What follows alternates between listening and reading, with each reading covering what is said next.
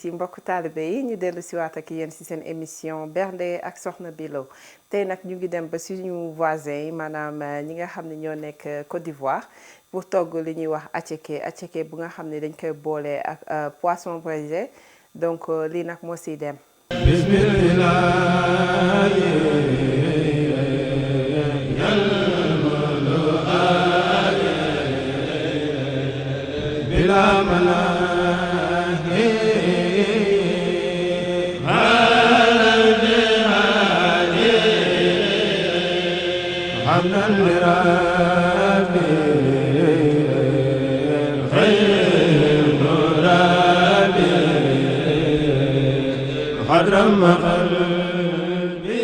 pour suñu attiéké tey li ñuy def mooy dañuy commencer defar sauce bi nga xamante ni lu muy gën a mariner di gën a saf et puis soble bi di gën a lax léegi nag li may def mooy comme tey temps bi bariwul noonu bu fekkee ni par exemple kuy defar da nga yàkkamti comme man ni ma def tey dama xaw a yàkkamti li may def mooy damay jël soble bi def ko ci récipient après dugal ko ci micro-ondes bi pour quelque chose comme 1 minute juste pour mu dindi kiiwu soble bi ni mu cruwee noonu nga xam ni du xeeñal sa gémmiñ loolu sax donc loolu la ñuy def après ñëwaat encore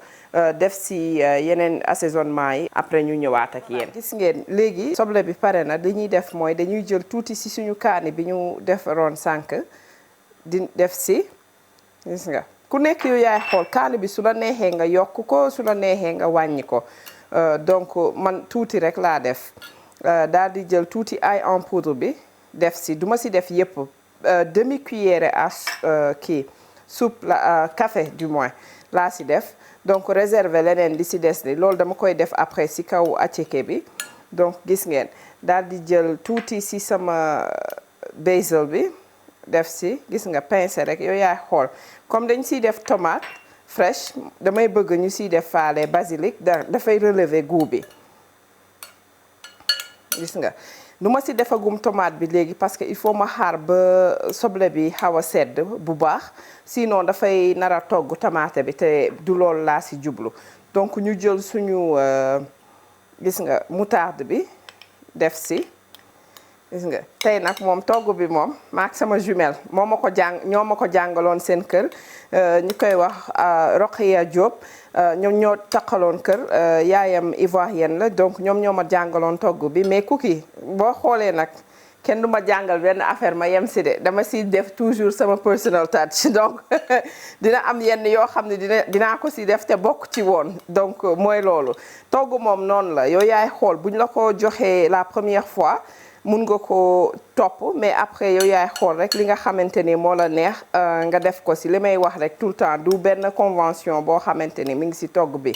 nee nañu nii rek nga ko mun a defee yow yaay xool li nga xam ni sentir nga ko ak luy ànd ak aussi togg bi bien sûr nga di ko def donc léegi li ñuy def mooy dañuy dolli tuuti diwlin boo xoolee diw bi dama ko desaloon donc au lieu de ma koy tuur ak yooyu dama koy utiliser waat gis nga ñu recycler ko waat fii donc tuuti rek la ñuy def daal di indi suñu assaisonnement def sel gis nga daal di def tuuti suñu knorr tuuti rek def poobar selon votre goût rek subhanallah li xaw naa bari de leen jël leen kudd bu leen def loolu affaire ma sotti rek mu këpp yëpp ci biir heureusement ba kiiwul noonu tax koo bare voilà gis nga léegi suñ defee nii sànq ci début bi dama fàtte woon lim lii nii naka la tuddati citron yi voilà donc léegi ku mu neex nga def citron def sa vinaigre ak yooyu donc man damay préférer def citron en attendant bëgguma def vinaigre si toutefois dinaa ko def sax de toutes les anyway léegi dañ def citron bi aussi yow yaay xool ni nga bëggee togg bi forox ak yooyu mais comme jën la jën moom lu limon bi xaw a gën a saf tuuti nga def ko suñu paree donc nii dañ koy bàyyi muy lax nag en attendant ñuy jël suñu jën di ko commencer dugal ci four bi muy lakk gis nga nañu arrêté fii en attendant xool ba mun a xam assaisonnement bi nu mu mel ak yooyu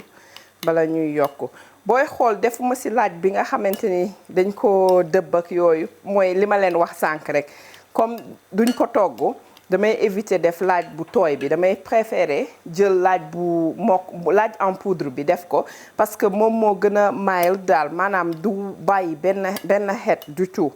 alors que bu fekkee ni da nga koy togg moom amul problème parce que après dina xaw a kii odeur bi yëpp dina deñ ci biir togg bi donc su ma defee nii léegi instant bi xam naa ni kii bi sedd na soble bi damay daal di jël suñu gis nga concombre bi ak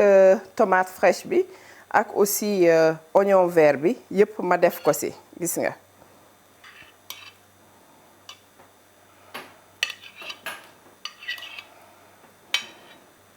gis ngeen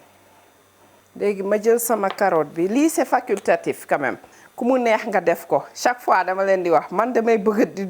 plus de légumes ci sama lekk ni def tuuti carotte léegi ku mu neex nga def plus ou moins parce que leneen li dama koy denc pour décorer ko suñu paree daal donc yëpp dafay nekkaat encore ci biir yi rek ak ci biir même togg bi gis nga buñ defee nii mun naa dolliwaat tuuti rek réserver li ci des gis nga léegi nag à ce niveau si ngay commencer xool sa assaisonnement ndax am na loo bëgg a dolli xorom ak yu mel noonu parce que jàppal ni si kanamee tuuti affaire bi dina génnee liquide parce que concombre bi bien que dama ko dagg ci digg bi dindi seeds yi muy xoox yi nekk ci digg bi yëpp laa dindi lelli ko ba mu set comme ça du def ndox bu bari mais still dina def ndox dina am tuuti ndox donc liquide boobu la ñuy jël def ko mu nekk sauce donc ñu xool lu ñu war a dolli man baax na ci man nii donc léegi li ñuy def mooy dañ koy dem denc réserver ko fenn comme ça nga xam ni suñu paree rek dañuy ñëw rek fekk mu gën a lax affaire yi gën see dugg nag yooyu donc ñu ñëwaat gis ngeen jën bi nii li ma def mooy dama ko mariner woon avant donc dama xëy mariner ko ni ma ko mariner mooy juste marinade bu classique donc ci marinade bi lan moo ci nekk am na laaju doom am na oignon en poudre ail en poudre am na persil am na poivron am na aussi poobar am na tuuti jinjeer am na tamit tuuti nu ñu koy waxeeti xorom après ñu def ci suñu knorr aussi loolu ku mu neex nga def ku mu neex nga omettre donc mi ngi noonu léegi bi ñu paree dañu créer benn roof comme juste rek booy roof ginaar roof bi lan moo ci nekkoon poobar laaj xorom ak tuuti poobar donc moom laa jël daal di leen di mélanger léegi ba nga xam ne dafay nekk roof bu xaw a dëgër tuuti après ma jël ko bi ma tranché soble yi ci biir tranche yi ma def foofu laa def roof bi nii donc dama def roof bi loolu ku mu neex nga def ko ku mu neex nga bañ ko def donc ni may def mooy par exemple comme roof bi nii lay mel damay jël rek tranche yi nii daal di jël roof bi def ko defoon nañ ko ci beneen bernde aussi quoi donc bu ma defee nii c'est juste pour yokk goût bi en plus jox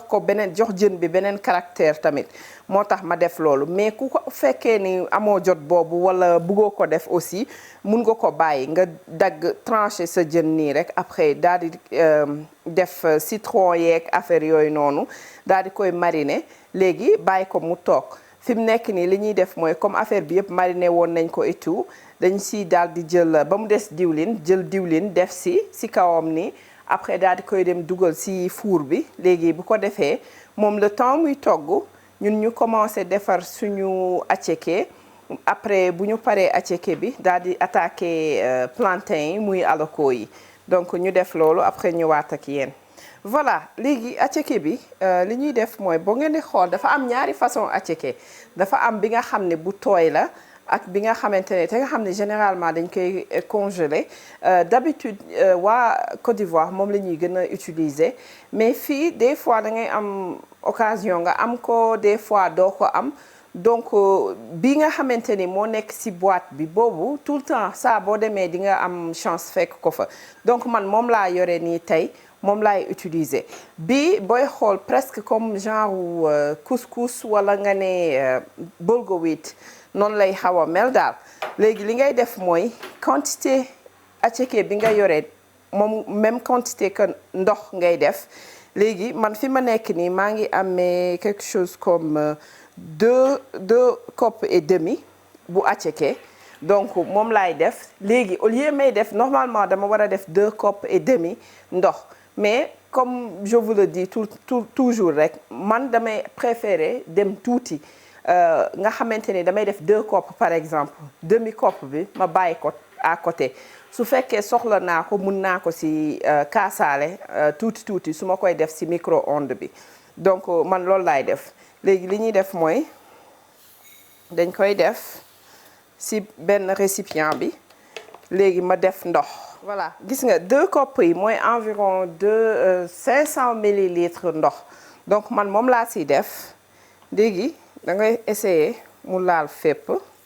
comme rek booy def couscous à la seule différence que ni jarul muy nekk ndox bu tàng wala ndox bu lenn ndox rek ngay jël ndoxu robinet léegi da nga koy daal di upp bu demee ba naan ndox bi après si nga koy commencer dugal ci micro-ondes bi donc fii lañ koy bàyyi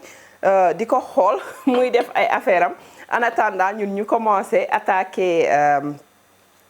plantain yi donc plantain yi moom aussi dafa am ñaari façon am na bu verte bi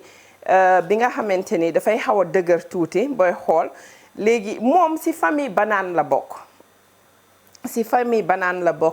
mais seulement moom moo ëpp carbohydrate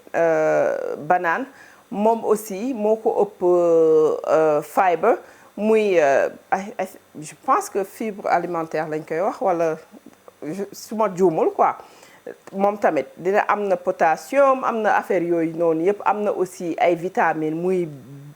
vitamine B yi ak vitamine B complexe yëpp seulement boo ko toggee maanaam soo ko baxalee wala nga saaf ko di nga wàññi vitamine yooyu yëpp mais du tere dina am toujours li ci des daal parce que moom munoo ko lekk cru nii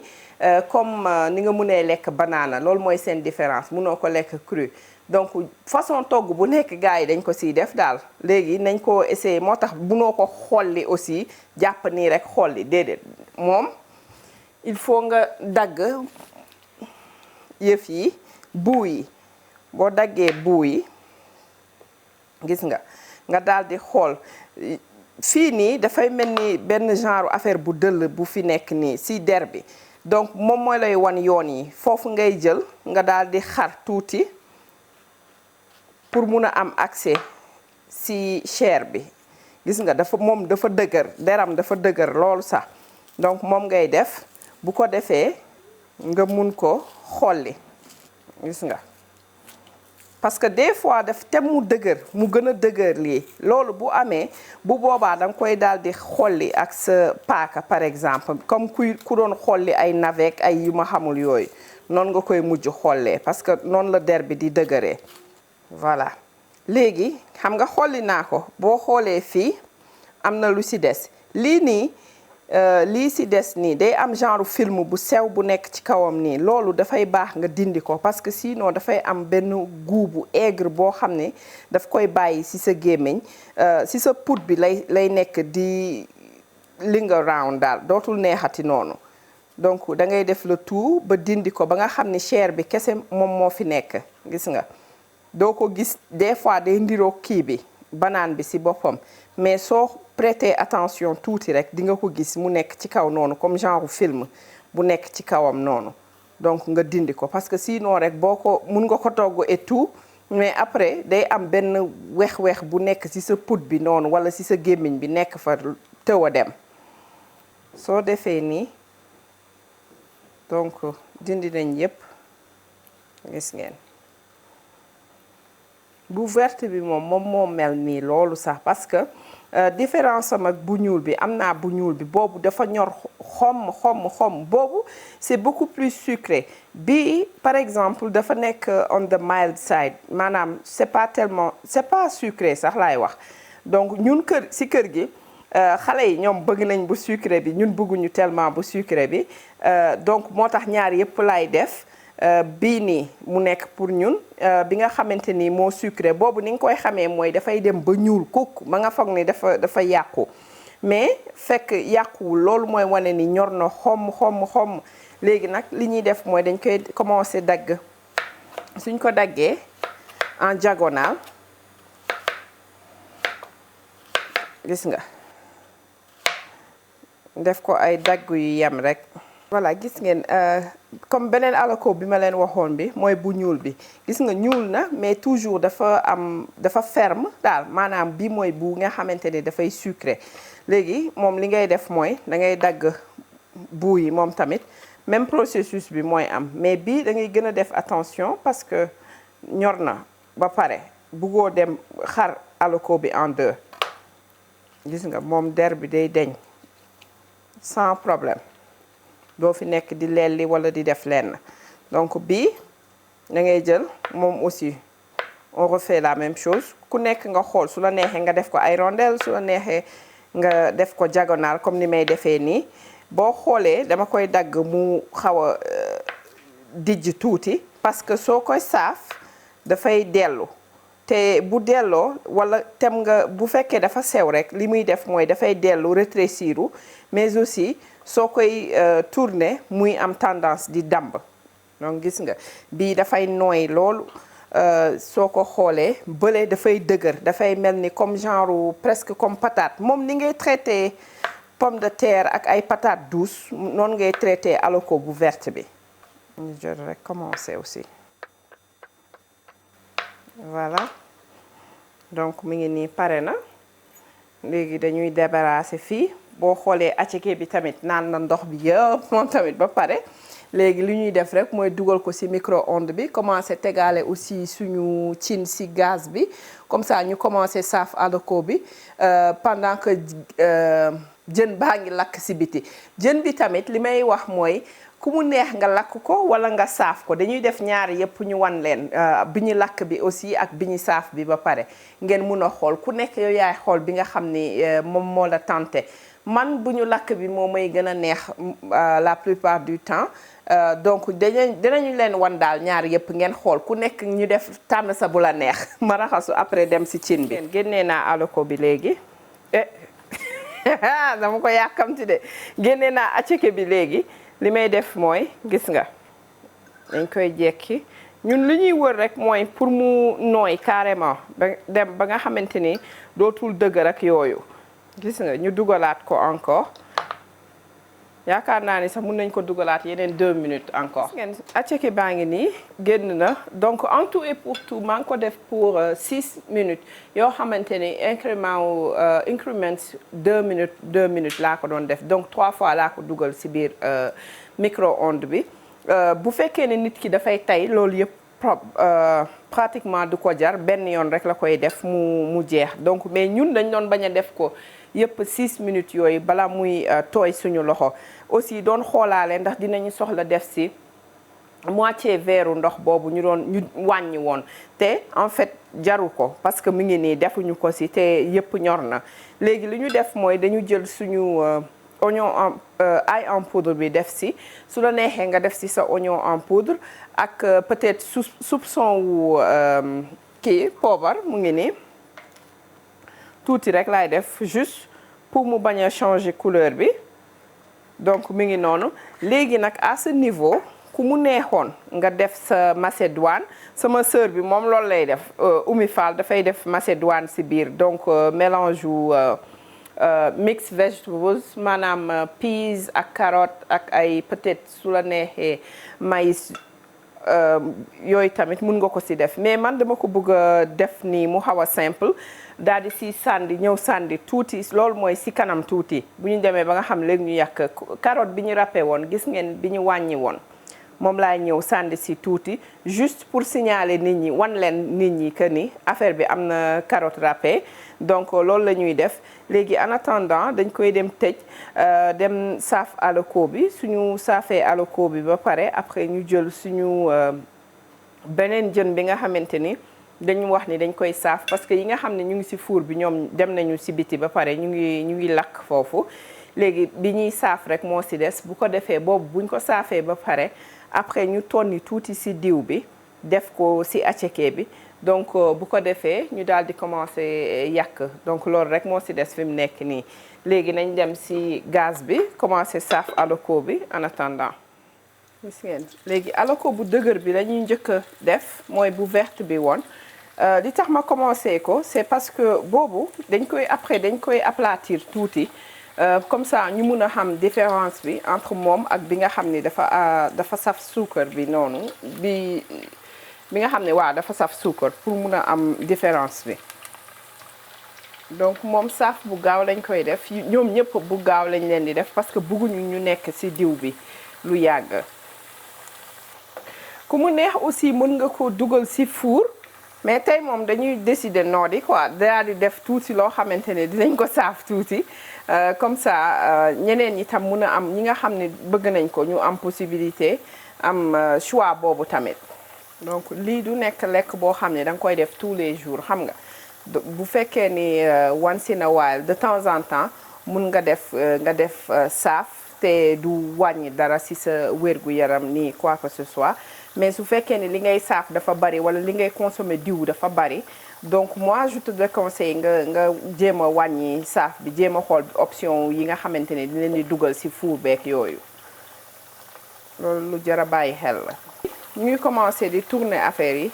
beneen sens bi léegi nag ku defoon diw bu bari ba nga xamante ni affaire bi yëpp day couvriru maanaam alako yëpp dafay couvriru ci diwlin bi donc tourner yeeg yooyu du ci jar. da nga koy bàyyi rek ci biir ba mu xaw a doore tuuti parce que jàppal bii nii bu dëgër bi bii mooy bu verte bi dañ koy saaf ñaari yoon donc dañ koy jël bu ñu paree fii nii c'est juste pour mu mun a nooy da ngeen fàtte ni mu dëgëree woon noonu léegi ñun dañ koy nooyal comme ça mun ko aplatir ndànk nga xamante ne dafay am benn genre forme bu xaw a rond wala bu ovale mooy xool rek ban la ciy def buñ ko tàccalee donc loolu noonu tamit ku mu neex nga def ko ku mu neex mën nga ko saafee nii ba mu ñor nga génnee ko pour wàññi liggéey mais man dama bëgg a xam différence yu ñaari yi comme ça mu leer ma ne duma laal ci beneen bi donc gis nga damay jël sopalin teg ci kaw plate bi paper towel comme ça mun a dindi diwlin bi ñu commencé seppi gis ngeen dañ koy dindi teg fii le temps muy sedd tuuti beneen bi ñu dugal ko moom aussi muy def ay affaire am nga xam ne dañuy ñëw rek bu ñuy paree boobu bii di commencer ñu koy aplatir gis nga couleur bu mu amee bi voilà gis ngeen alako bi nga xamante ni moom lañ defoon sànq noonu mooy bu dëgër bi bu verte bi mu ngi nii ñu indi li ñuy def mooy niñ koy aplatiré mooy gis nga xollit bi ma yore woon sànq moom laa sauvegarder fii kii conserver ko fii kay léegi li may def mooy dama koy teg fii ci digg bi soit ma jël sama pomme de main bës ko ci walla su fekkee ni buggoo def loolu nga jël benn plat teg ko ci kawam bës ko donc nii rek ngay def gis nga mu tàcc donc mun nga ko def nu la gën yaay xool naka nga bëggee mu doy ak affaire yu mel noonu donc gis nga teg bi tàccal naa ko ba mu ëpp xaaral ñu dem ci beneen bi ñu def ko ndànk gis nga nii nga teg soo amulee kii bi lii nii bu fekkee ne da nga juum nga sànni ko mun nga jël ñaari plat nga teg leen wala mbuus wala lenn man par exemple fii papier sulfurisé laa yor damay jël rek ma def nii gis nga su tàngee dafay mettee tàccal parce que daf lay lakk xaaral ma jël benn plat ma wan leen bu fekkee bu plat ngeen di def gis nga plat bi moom amul lenn loo xam ne di nga ko ci ragal parce que tàngaay bi du fa yegg si gis ngeen lii c'est facultatif ku mu neex def ko ku mu neex bañ ko def voilà gis nga man daf may permettre rek ma mun a xam ban mooy bi nga xam ni sucré wul ak aussi ma mun ko assaisonner tuuti parce que beneen bële nga xam ni dafa saf suukar boobu doo ci def dara mais bii da nga koy def comme juste comme bu fekkoon ni patate wala pomme de terre nga yore xaaral ñu tourner lii en attendant donc ñu def li yeggale après ñëwaat ak yéen voilà gis ngeen plantain bu tàcc bi jël nañ ko ba def ko fii mooy bu dëgër bi léegi li ñuy def mooy comme rek boo jëloon sa pomme de terre nga saaf ko moom la ñuy jël daal di siy def tuuti xorom ak tuuti su la neexee nga def si sa ail en poudre wala oignon en poudre mais ñun dañ koy bàyyi noonu def si tuuti xorom rek tuuti kese donc daal di koy mélanger pour jox ko tuuti goût parce que amul benn goût booy xool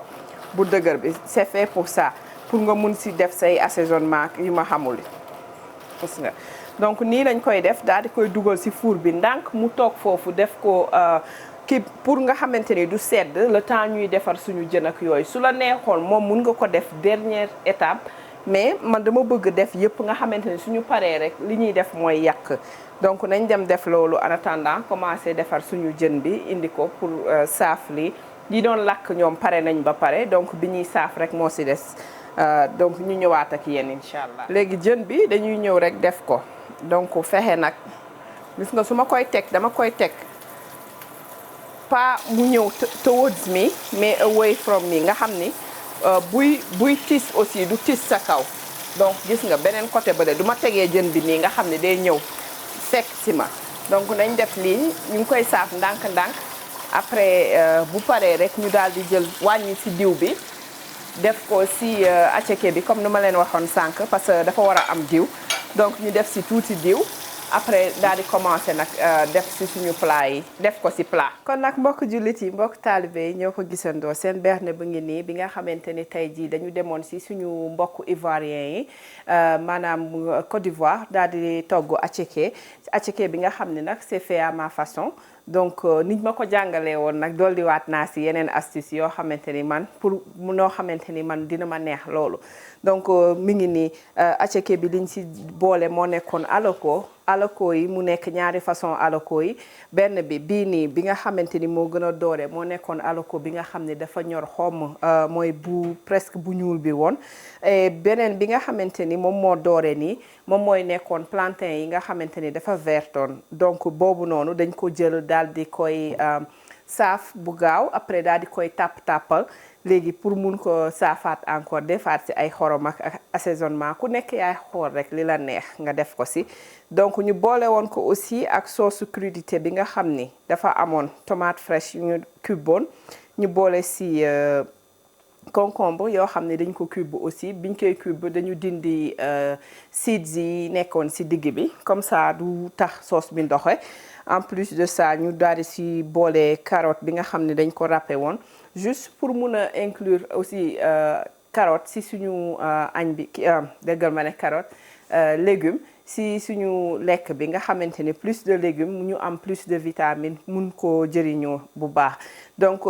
te attiéké bi man attiéké bu mokk bi bu wow bi laa amoon donc aw ma woon doom bi nga xam ne d'habitude dañ koy congeler donc moom laa jël daal di koy dugal ci micro-ondes bi ni ma leen waxee ci show bi rek ku bëgg a def ci kaw gaz bi nga tay ko mun nga ko def ci sa indee wala ci sa couscous yaa xam loo am nga defee ko foofu donc mbir maa ngi nii jën bi mu am bi nga xam ne dañ ko saafoon ak bi nga xam ne dañ ko lakk bi ñu saafa ngi nii bi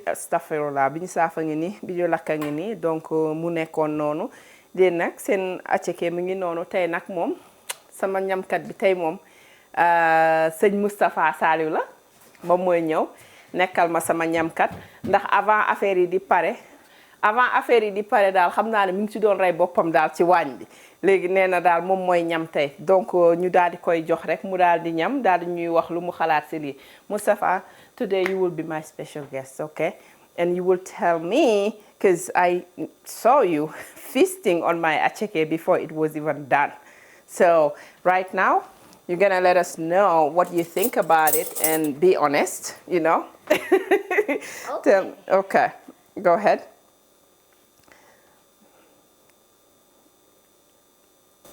Go, bismillah. This is delicious. Is it? So you're gonna eat very well today at lunch? Oh yeah. Oh yeah?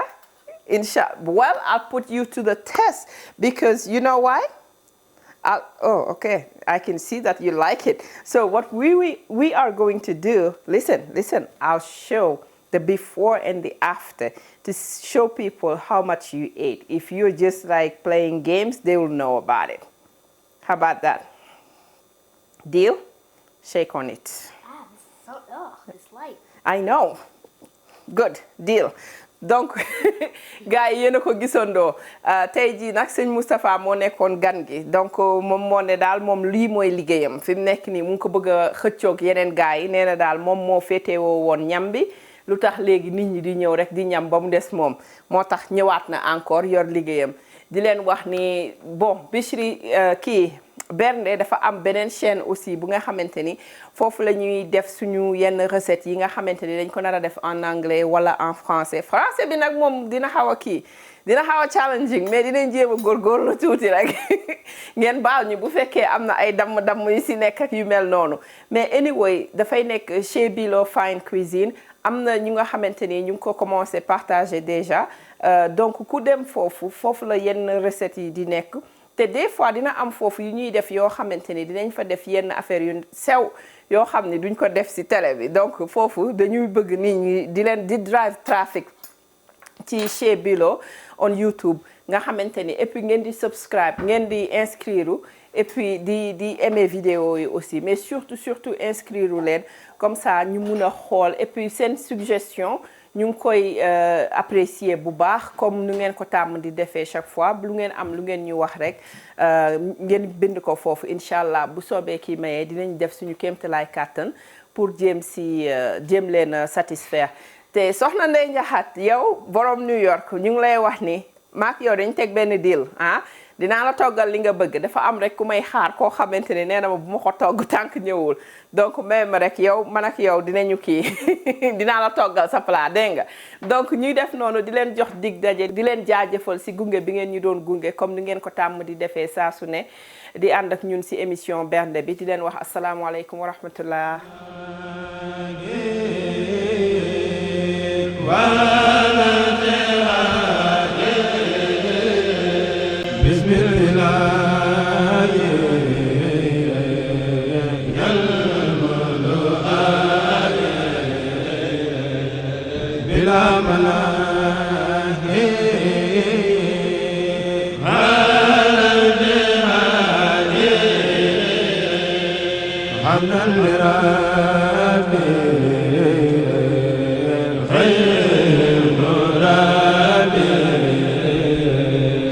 قدر ما قلبي